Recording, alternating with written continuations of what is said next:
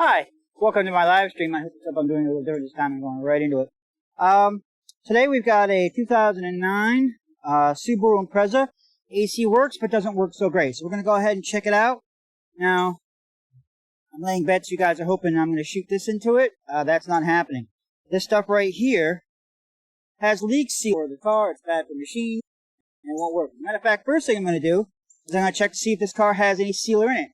I don't know this car. A friend of mine asked me to check the AC. We don't know the history of this car. So what we're going to do is we're going to check to see if it has any sealer in it. And to do that, we're going to use this kit right here. Check it for sealer. If you're doing professional AC work and you've got machines and you went out and bought thousands of dollars worth of machines and you're not using this, they're not going to cover the warranty if they find sealer in the machine. And I've seen that problem with brand new machines. So I'm going to go ahead and get started. We have here, and I need some water. I have to find some water somewhere. Alright. So first thing we have is we've got to find the correct fitting for this car. It's R12, not R12, it's 134A. So we got to use this fitting.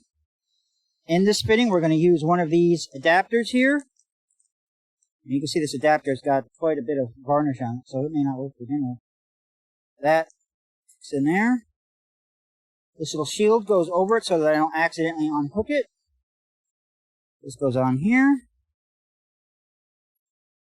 And lastly, this goes on here. Now what I need is I need to get some water. Water around here? Need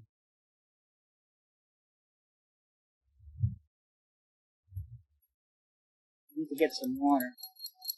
It's all about getting water. I need to put some water in here. I need to get some water in the fitting. Alright.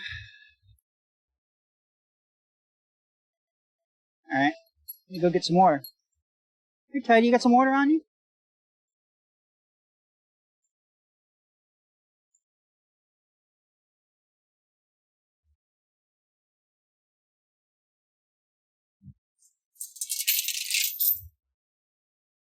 What happens when you check everything.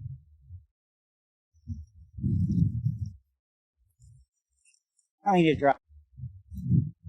Come on, Tidy, let's go back to the car. Hi, Tidy. Alright. So the water goes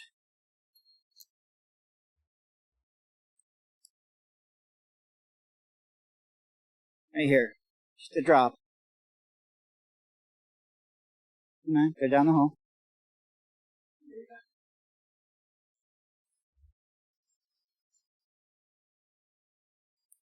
Okay. The water goes in there like that. Goes on top. Normally I leave the water in here like this. But I haven't used this kit in about a year. This goes on here.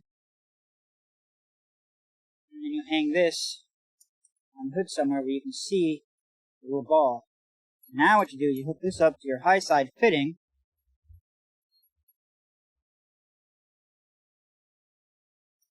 You can get it off. Then it fell over.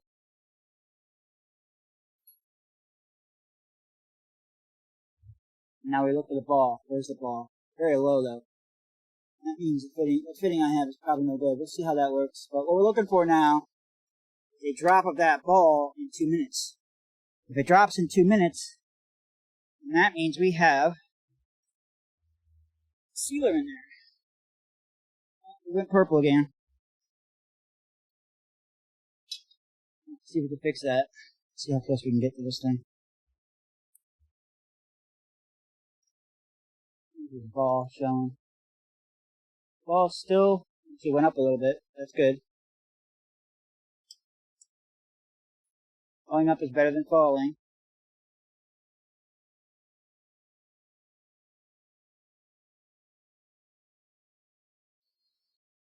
Okay, so you guys can see the ball. Should be able to see that. See if we can fix the color here.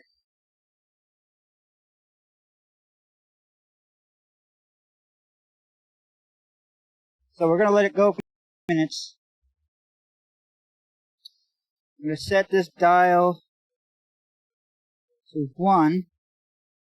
And now when we're done, we should not be below that 1. If we have sealer in there, it'll be below the 1. I'm still floating at the 1. Got about another minute to go. Just so I can get this color correction to happen here. Try resetting this.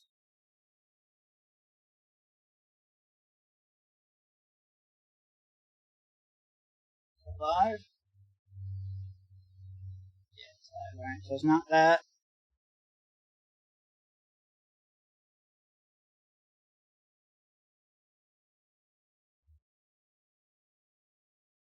It's not that.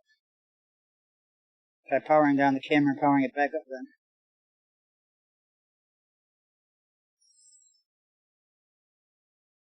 Happened once before.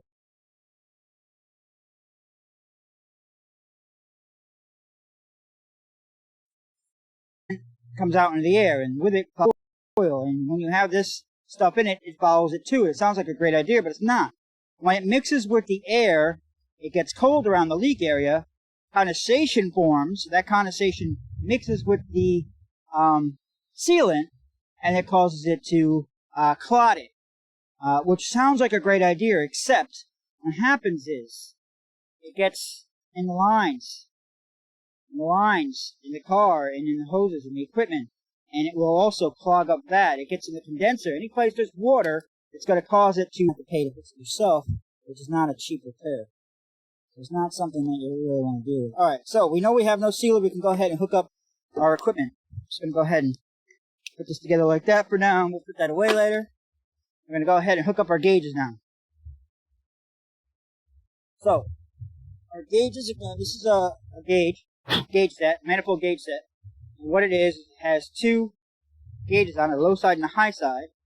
I'm going to hook up the high side first because we already have that one open and exposed. To clip it on, we don't get nothing. When we turn the handle, it connects the hose to the car. And you can see we have about 65 pounds. Not horrible. It should be about the same as the ambient temperature when the vehicle's cold. The vehicle's actually warmed up right now. Because the first thing you do before you put the sealant detector on there is you warm it up and get the AC system working. To get pressures enough to flow.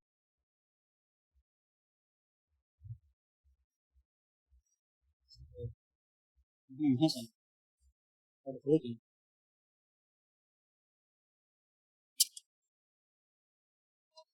My toolers in this car.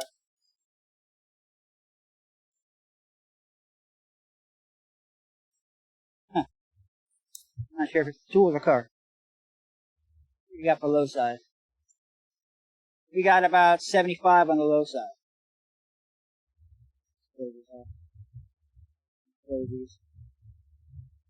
Alright, let's go ahead and run the car. Our ambient temperature is about 70. This will just let us know if it's better when we're done. By running the car and checking the temperature of the outlet. Turn it up on full, max, AC. Max AC button. That's max AC right there. And we're going to go just panel down. And I can feel it's cool coming out. It should be coming out ice cold today because it's not a very heat load day. I'm going to give it about 2 minutes. Let everything equalize. Look, you can see our AC compressor is running. Check our pressures. We got about 20 on the low and about 150 on the high. And that's a little low. Now I was looking for an AC chart for this car, and I couldn't find one. An AC chart, if the manufacturer gives you one, will tell you what the pressure should be based on ambient pressure, or ambient temperature and pressure, and humidity level. And I could tell just by looking at this, it's a tad low. I would rather us be in today's temperature around 30, 35, and about 175 to 200 on the high side.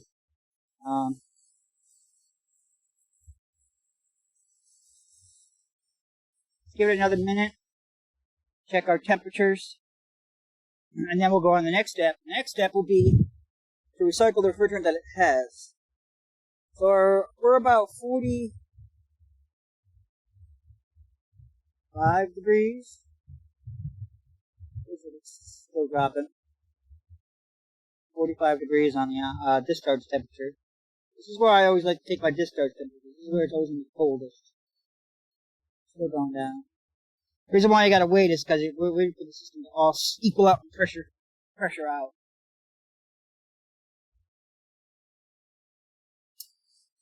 Now it just, I don't know if you heard that, you probably didn't, but it just cycled. Another indication that it's low on refrigerant is that it cycles a lot.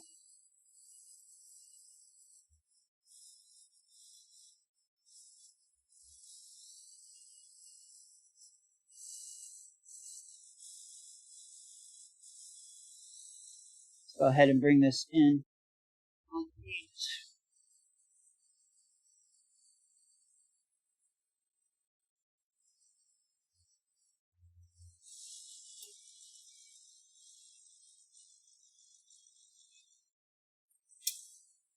You guys can see, okay, there, it's just cycled off again and back on again. So it's also cycling, which is another indication, on a day like today, it's actually not a hot day. I'm actually getting a cool breeze here. And while you may think that's a bad day to check an AC system, it really makes no difference what the temperature of the day is. Higher heat load days will have different pressures. We'll have usually a little higher pressures. Higher the temperature, higher the pressure. So the fact that it's actually struggling like it is another indication that's probably low on refrigerant. Now, other possibilities of low lows and low highs are restrictions. In the receiver dryer, which is located right off of the condenser, a restriction of the TXV valve, which is right off of the evaporator, and even restrictions in the system, partially restricted condenser. You see how it's cycling pretty fast now? That means the car is pretty much stabilized as best it's going to get at idle here. So we're clicking on and off between, it's like 20-ish and 30.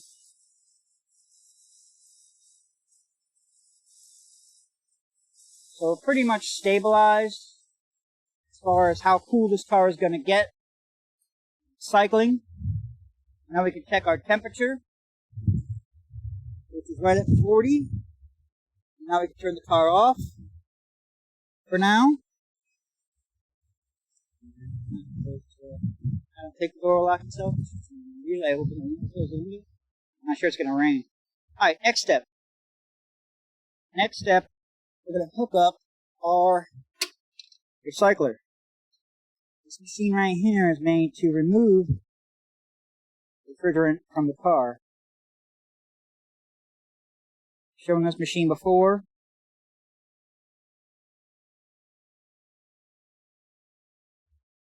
I'm hooking up the hoses to it. And open up the valves, I should say. This is hooked up to here. The valve's already open. I was using this earlier, that other white tank, and this big blue tank.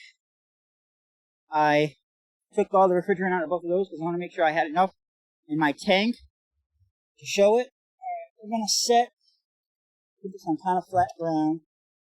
We're going to turn on our weight counter.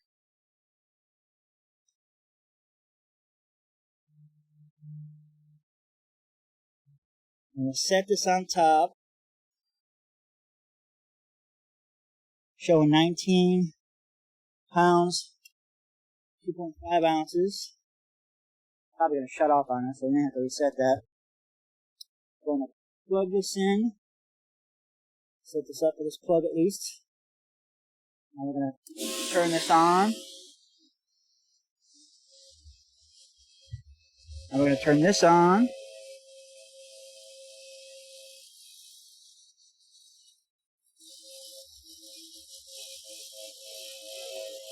Okay, that's on. Making sure which way these valves go. And now we're going to let it run until a lot of refrigerant. You see that? We just saw some liquid freon going through there.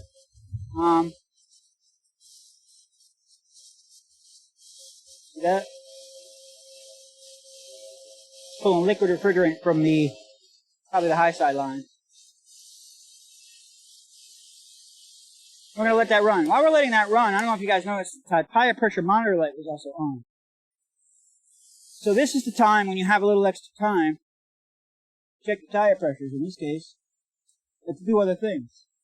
So the first thing I want to do is look, I'm sure 32 pounds would be fine. See if we have a tire for the car down here. So down here, give me my weights. Not there. Not there.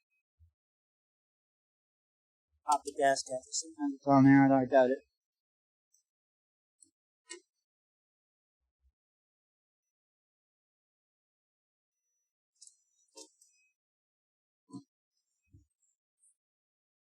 Not there.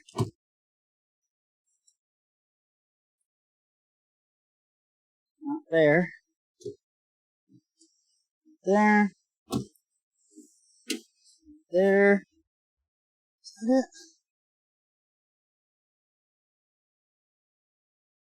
Not there.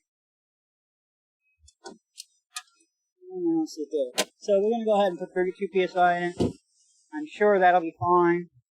Maybe 28. There we go. Put my hose in here like this so it doesn't get tangled. It's called flaking. It's called flaking. It allows the hose to unfold evenly. It's tough to find the end sometimes. So we'll check the tire pressures. I'm using this tool because it's got a digital gauge on it. 2.5 is good.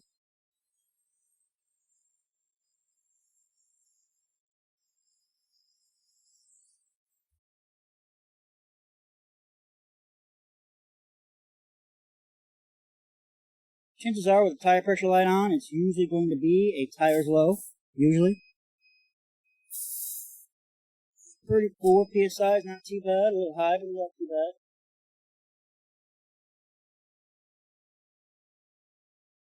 If your tire's not low, we'll check the sensors next.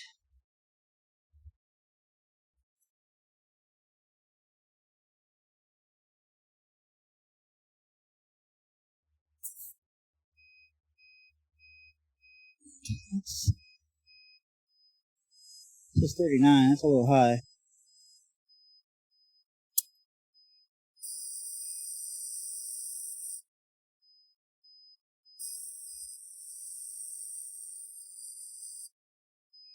It needs batteries.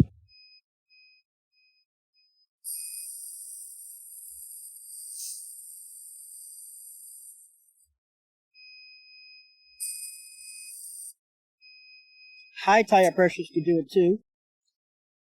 Believe it or not. I'm not saying that's what it is. I'm just saying that high tire pressures can do that.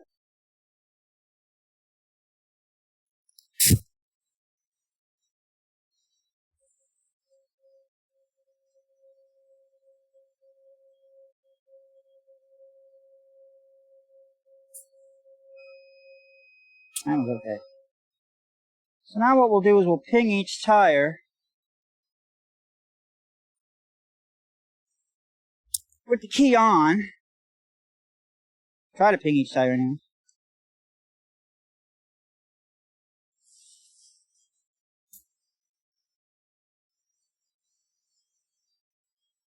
This is all continued that I find the tire pressure tool.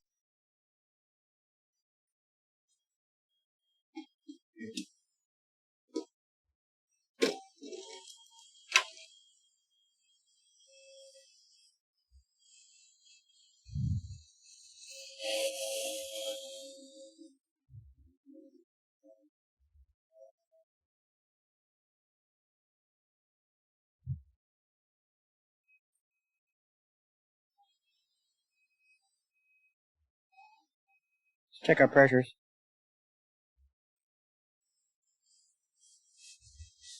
Yeah, we're almost done. Come on, Subaru. Where are you? There you are. Impreza. Oh wait, 2008 plus. Searching for one now, which I don't have it where it belongs. G on. Okay, try it again.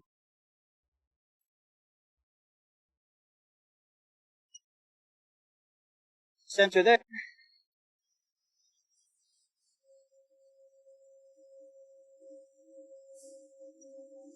Sensor there.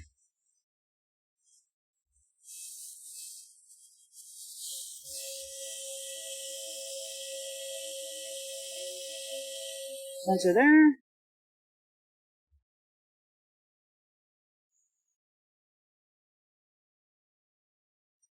Sensor there.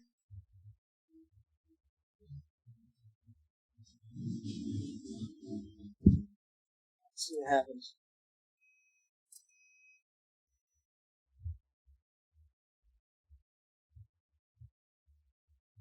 Blinking.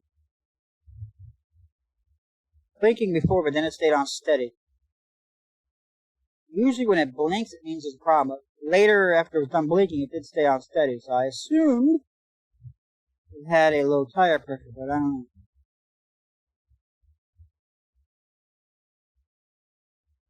You may have to scan it, see what it says.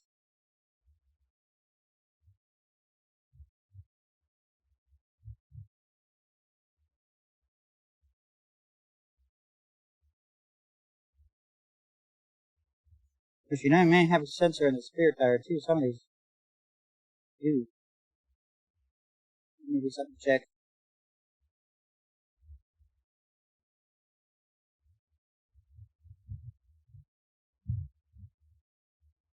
I always forget about the fifth tire.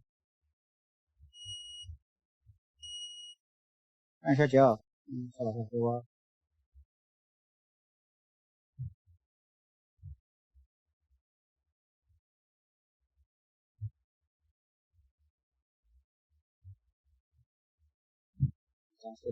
I have to check the spare.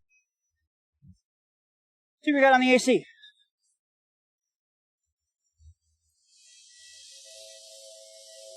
We are down to a vacuum here. Down to 0 there. 100 seems to be nothing.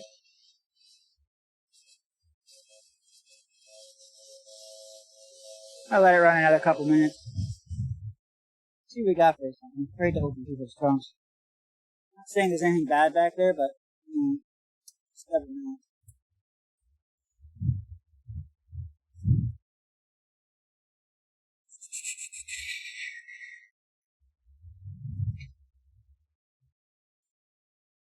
See what I'm talking about? I have to look and see. I'm not going to go into this. They never told me about the light, so we'll look into that later. Or I'll text them later.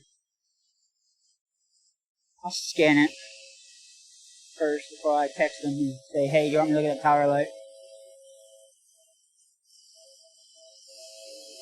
Looks like we're probably done.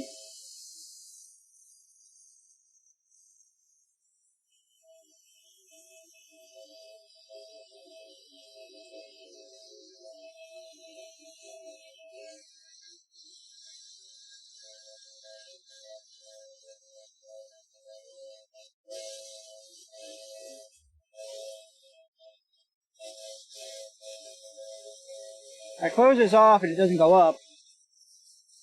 And that means there's no more pressure in the system. I'm going to turn this off for now. I'll let it sit for a minute, see if that gauge goes up now, because this manifold closes this off. The middle line right here is where I was connecting to. Then the manifold gauge, these two knobs, connect to the outer hoses, and the outer hoses connect to the car.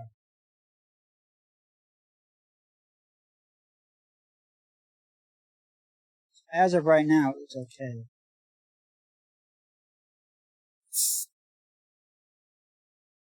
Oh, there's gas in there. Why is there gas in there?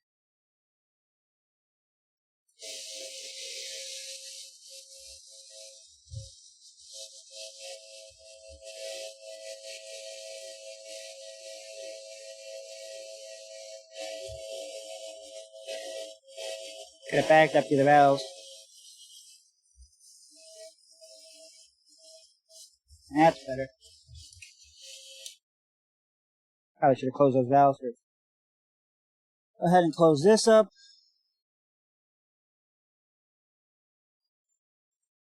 Okay. Alright. Now we can go ahead and set this aside for now. Plug you. So it looks like we're okay. Now, for our next part, a recharge. Close this off, turn this up. That little puff is normal. Matter of fact, that little puff gets air out of the tank.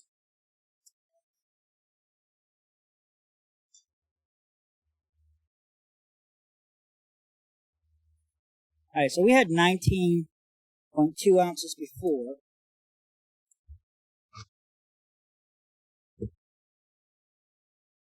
Where's the 19.2 ounces before? Now we've got 20.13 ounces. So that's 1 pound, 11 ounces.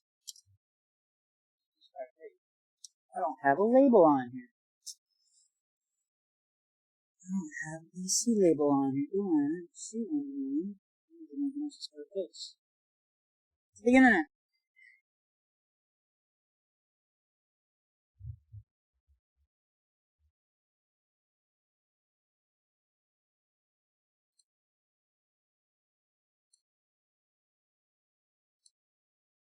I'll try a general search here.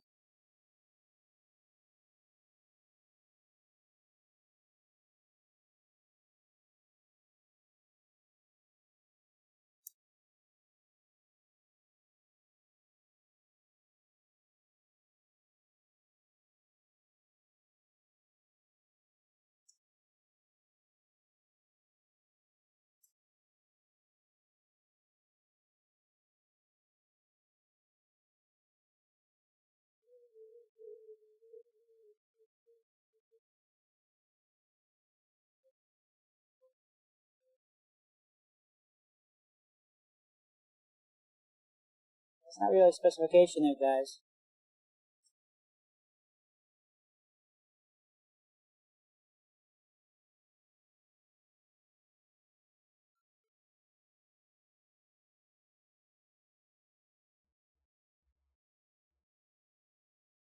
Still in 2009?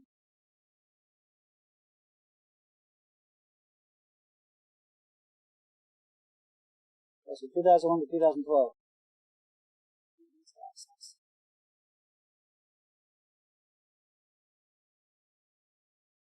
It's advanced.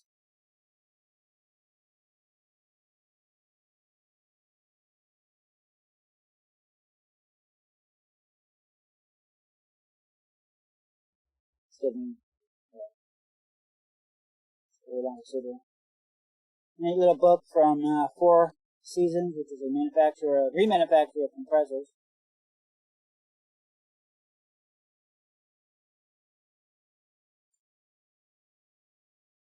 Normally there's a sticker under the hood, but sometimes it gets peeled off, sometimes it falls off. Not usually.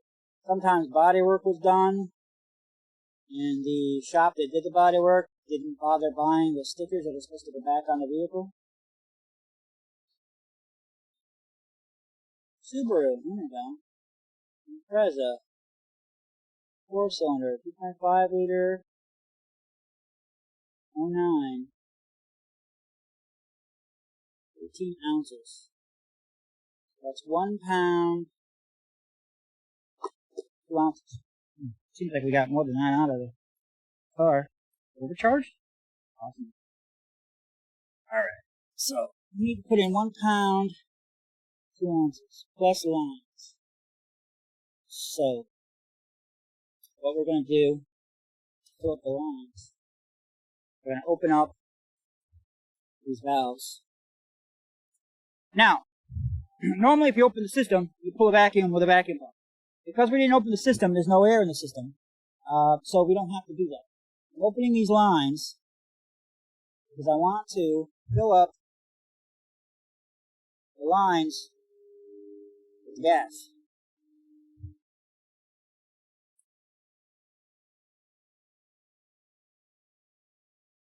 So now the only thing that has gas right now is the lines. And it's just gas. This way here I don't undercharge the car.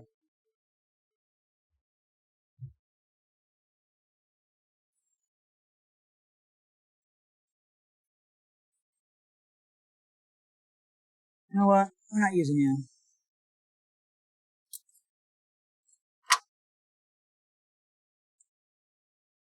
The valve is leaking. I'm gonna charge through the high side. I'm just hoping I can fit it all into the high side. Usually if you go to the low side, you can suck it in. We're looking for 1 pound, 2 ounces. This gauge should automatically zero for me. So now, I'll open this up.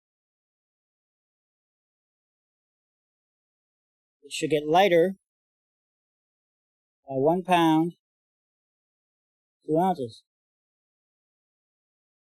7, 8, 9, 10, 11, 12, 13 ounces, 14 ounces, 15 ounces, 16 ounces. It's 1 pound, 1 ounce, 2 ounces. So we went up to about 1.22. Started up to see where we got.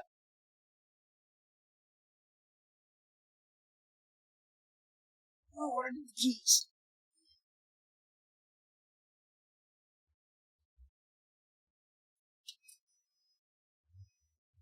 This is on pool. On recycle.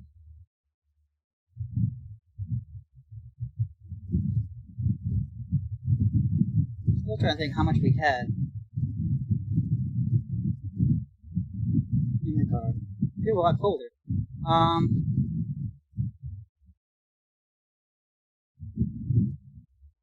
It was much cooler.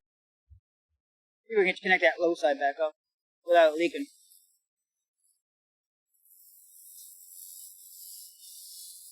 The high side's a little higher.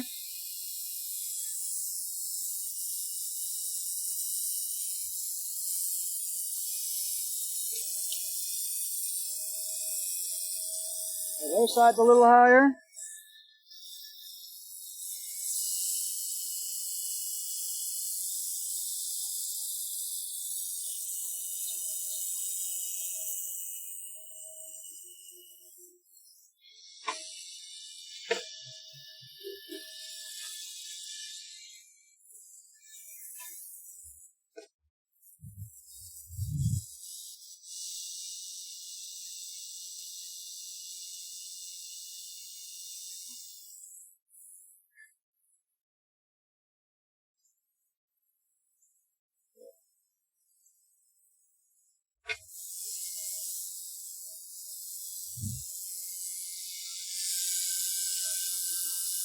So, we're a tad higher here.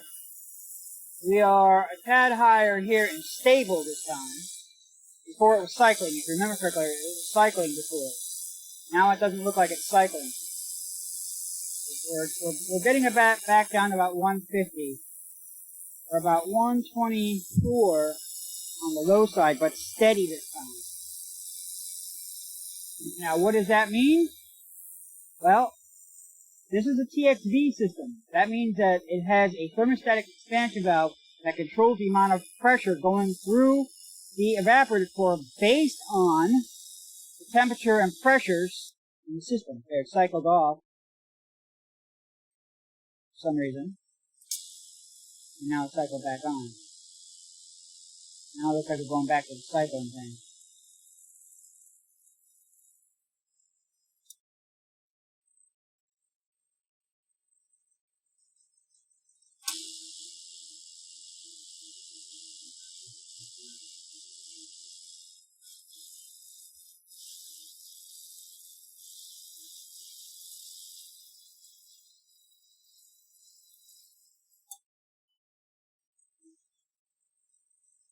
Now we're back to cycling.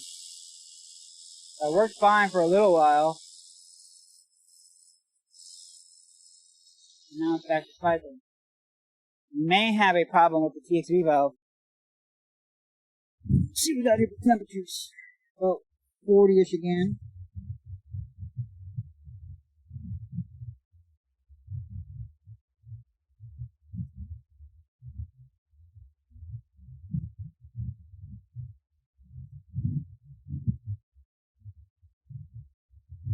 And 40 is not too bad. On a day like today, it feels colder. A day like today, we're at 70 degrees, normal temperature. So we're doing a 30-degree drop, which is freaking right on point. Another possibility is, again, it feels colder. I can feel it. It feels like it's doing better than it was before. Same temperature, but this has a chill to it. Before, it just felt like it was breathing on me.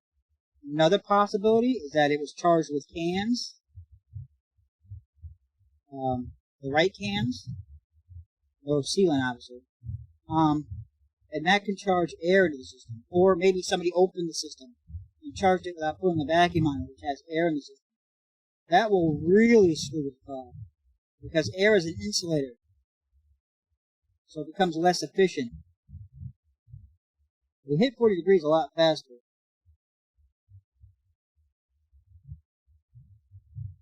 The air definitely has a chill to it. So what I'm going to do is I'm going to give it back to them and tell them in the coming heat days to see how it is. If it's still a problem, you may have to look into other things like TXV valve, clogged disc inside the receiver dryer, or a clogged receiver dryer. Definitely feels cooler. Definitely feels like it should. When I picked the car up this morning, it did not feel chilly cold. It felt cool. Now it feels chilly cold on my hands. I know that may not mean much to you because I see the temperature is the same, but you feel a difference. It feels like you don't want to keep your hand here because it's so cold.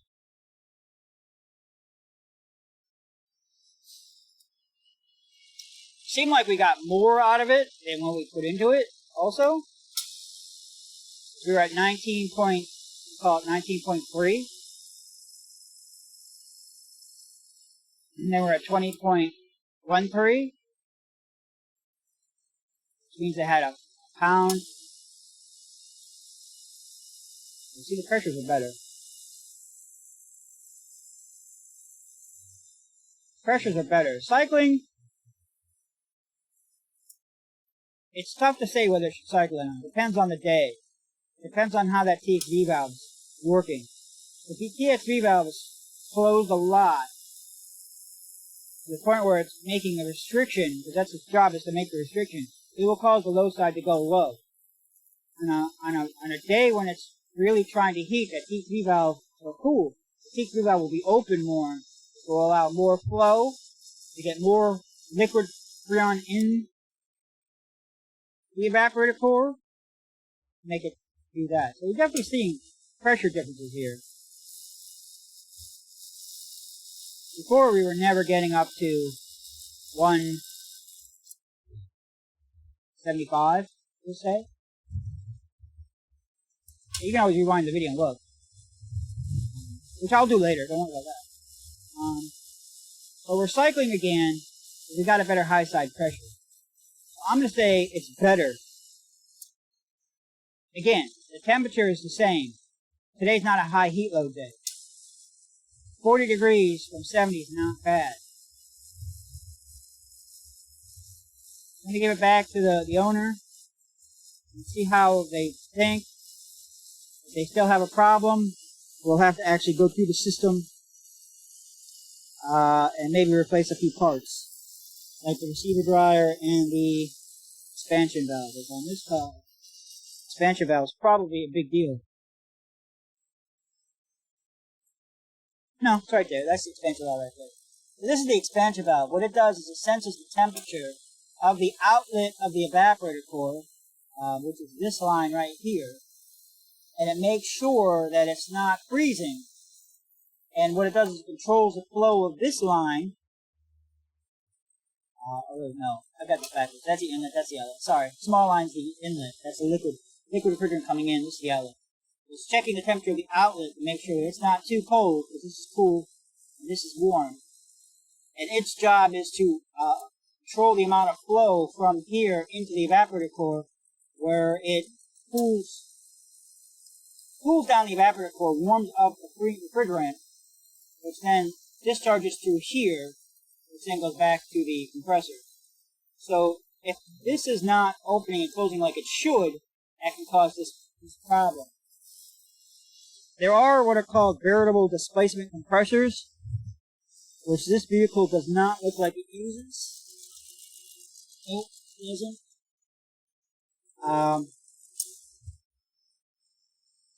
Let's see what that is. So it may be bad if it's a variable displacement compressor. I have replaced those for the same problem. But what we're going to have to do is we're going to see how it is on a hotter day. Because right now, it's cooling down to 40 degrees discharge temperature, which it was before. But the problem was, the complaint was, it's hot. On hot days, it wasn't quite working correctly. Now, it seemed to have too much refrigerant in it, if I'm doing my math correctly. It seemed to have too much refrigerant in it. That's not good either. That refrigerant, more than likely, if it was overcharged like that, it usually means that it was can charged, because people just shove it in until it feels cold. The problem with shoving it in with a can is you end up shoving air in there too. Air is an insulator, and that sometimes is enough to do it. I think the car was overcharged and had air in it. That's my personal opinion. You can see my high side pressure is better. My low side pressure is cycling, but I'm not too concerned with that, because that's going to be controlled by the pressures in the system.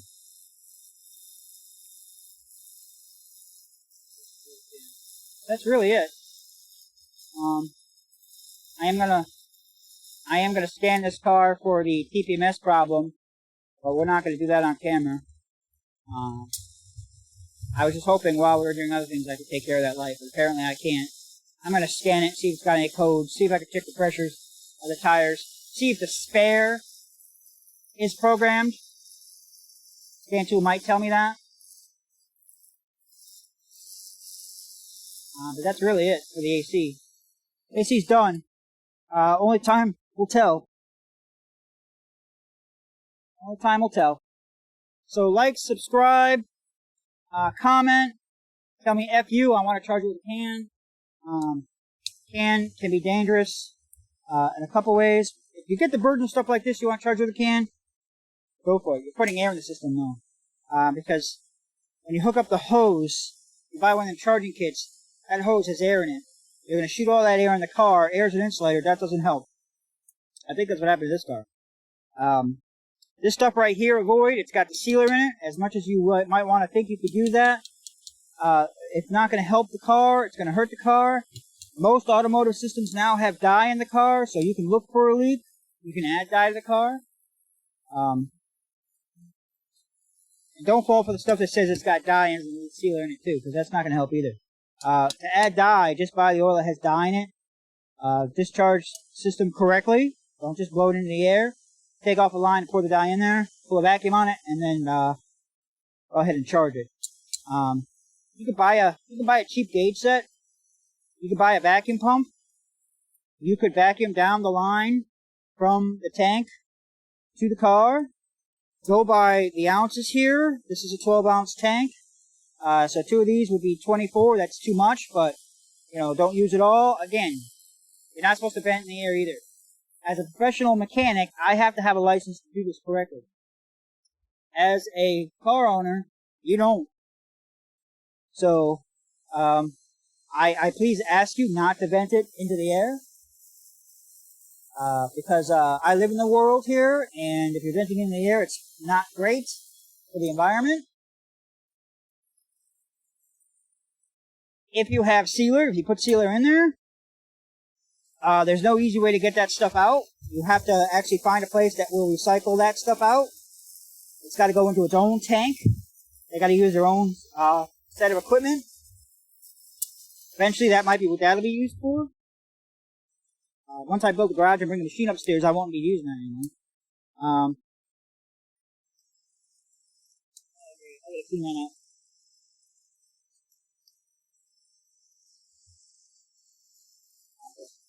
Pull it out there.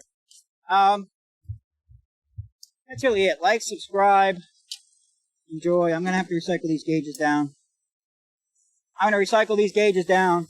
In other words, I'll hook it up to the machine, pump what's in here back into the tank, and then that'll make this gauge set ready for the next car. I don't leave it like this because one, the gas will probably leak out eventually over time. This gauge set's back in '97. This gauge set's old. So it will probably leak out. I like to vacuum it down. I vacuumed it. It was gauges were both on 0 when I started today. I vacuumed it down before we started. I did evacuate last time I used it, and that's just how I store my gauges with nothing in it. Same thing with the machine. I'm going to evacuate the machine and vacuum that down too. That's all stuff that doesn't need to be put on video. That's just tool maintenance. Check the temperature again. Check the temperature one more time, and then we'll cut it off. Looking something below 40. Yeah, it's still at 40. Still feels colder than before though. We're gonna see how it goes. You can let me know what you think's when I give her car back. Thanks for watching. Like and subscribe. Check out my t-shirt store.